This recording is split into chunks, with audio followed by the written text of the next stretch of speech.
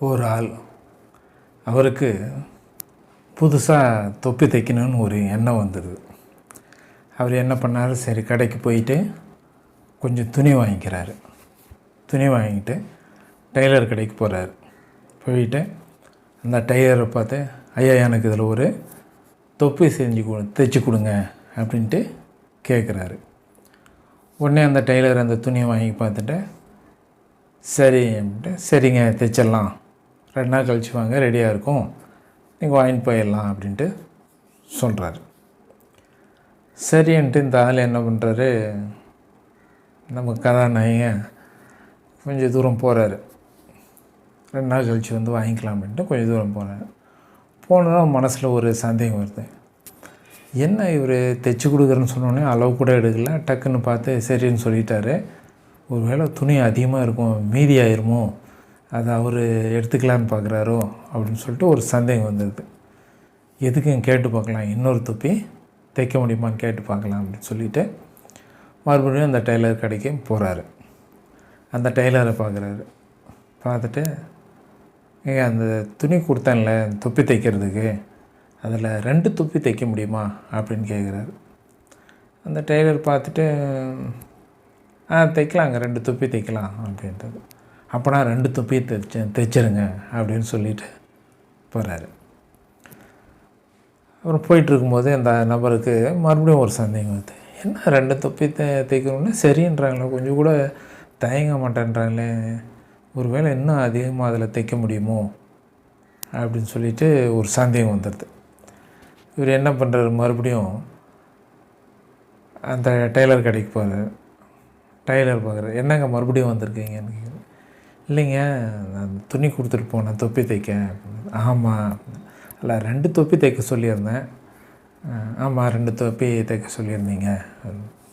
சரி, அதில் இன்னும் கொஞ்சம் சேர்த்து தைக்க முடியுமான்னு கேட்குறாரு. எவ்வளோங்க, எத்தனை சேர்த்து தைக்கணும்? 5 தொப்பி தைக்க முடியுமான்னு கேட்குறாரு. 5 தொப்பியா, சேர்த்து தைச்சிடலாம் அப்படின்னு சொல்லிடுறாரு டெய்லர். இவருக்கு ரொம்ப சந்தோஷமாகிடுது. பரவாயில்ல, 5 தொப்பி வருது, நம்ம ஒரு தொப்பி தான் தைப்பாங்கன்னு நினச்சோம், இப்போ 5 தொப்பி வருது, பரவாயில்ல அப்படின்னு சொல்லிவிட்டு மறுபடியும் திரும்பி போகிறாரு. போகும்போது மறுபடியும் அவருக்கு ஒரு சந்தேகம். என்னடா, ஒரு தொப்பிக்கு தான் நம்ம வாங்கி கொடுத்தோம், ஒரு தொப்பி தான் தைக்கிறேன்னு சொன்னார், இப்போ 5 தொப்பி தைக்கிறேன்னு சொன்னார். ஒருவேளை இன்னும் துணி மிச்சமாகுமோ, நம்ம ஏமாந்துட்டோமோ அப்படின்ட்டு மறுபடியும் டெய்லர் கடைக்கு போகிறாரு. இப்போ என்னங்க திருப்பி வந்திருக்கிறீங்கன்னு கேட்குறாரு. இல்லை, 5 தொப்பி தைக்க முடியுமான்னு கேட்டேன், நீங்கள் தைச்சி கொடுக்குறேன்னு சொன்னீங்க, ஒரு 10 தொப்பி தைக்க முடியுமா அதில் அப்படின்னு கேட்குறாரு. அவர் சரிங்க தைச்சிக்கலாம், 10 தொப்பி வேணால் தைச்சிக்கலாம் அப்படின்ட்டு அவர் சொல்லிடுறாரு.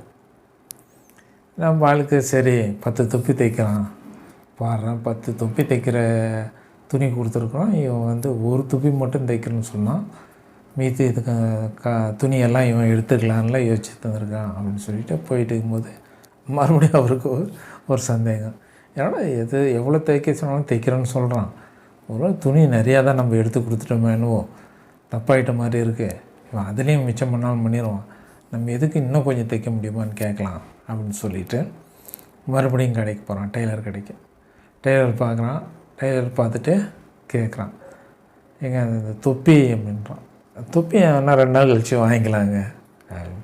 இல்லை, உங்களுக்கு 10 தொப்பி தைக்க சொல்லியிருந்தேன், அதில் 20 தொப்பி தைக்க முடியுமான்னு கொஞ்சம் பார்க்குறீங்களான்ற.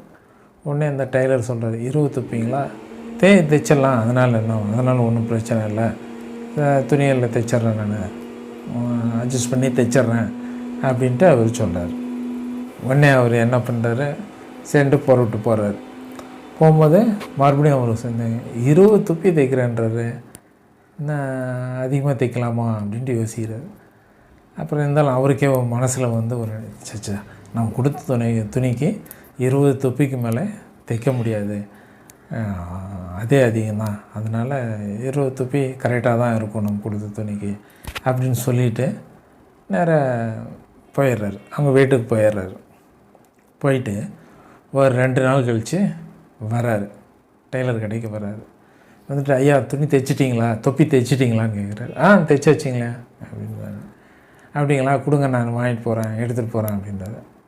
உடனே அந்த டெய்லர் அந்த பையனை கூப்பிட்டுட்டே பையன் சாருடைய தொப்பியெல்லாம் பேக் பண்ணேன் அப்படின்றது. அவன் தொப்பியை உள்ளேருந்து எடுத்துகிட்டு வந்து ஒன்று ஒன்றா எடுக்கிறான். அதை பார்த்தா இவருக்கு நம்ம கதாநாயகனுக்கு அதிர்ச்சி ஆகிடுது. அந்த தொப்பி பார்த்தா இவ்வளோ பெருசு தான் இருக்குது, குட்டி குட்டியாக இருக்குது. என்னங்க இது அப்படின்னு கேட்குறாரு. தொப்பிங்க அப்படின்னு. என்ன இவ்வளோ சின்ன தொப்பியாக இருக்கே அப்படின்னு கேட்குறாரு. ஆமாம், நீங்கள் வாங்கி கொடுத்ததுக்கு இவ்வளோ சின்னதாக தைச்சா தான் 20 தொப்பி தைக்க முடியும். நீங்கள் தானே 20 தொப்பி கேட்டீங்க, அதனால் 20 தொப்பி அதில் தைச்சேன் அப்படின்னு சொல்கிறாரு. அப்போ தான் இவர் அசந்து போய் அழப்பாவீங்களா இப்படி ஒன்று இருக்குதா, அது எவ்வளோ தொப்பி அதில் தைக்க முடியும்னு நம்ம கேட்காம நாம் பாட்டுக்கு 10 தொப்பி 20 தொப்பின்னு சொல்லிட்டோம். அவனும் அதே இதில் அந்த துணி வாங்கி கொடுத்த துணியிலேயே கட் பண்ணி தைச்சிட்டான், எவ்வளோ தைக்க முடியுமோ அவ்வளோ தைச்சிட்டான் அப்படின்னு சொல்லிட்டு அதிர்ச்சி ஆகிறது. நம்ம கூட பெரும்பாலும் இது மாதிரி அளவுக்கு மீறி ஆசைப்பட்டுறோம். அதனால் இது மாதிரி சில சமயம் நடக்கிறது உண்டு. நன்றி, வணக்கம்.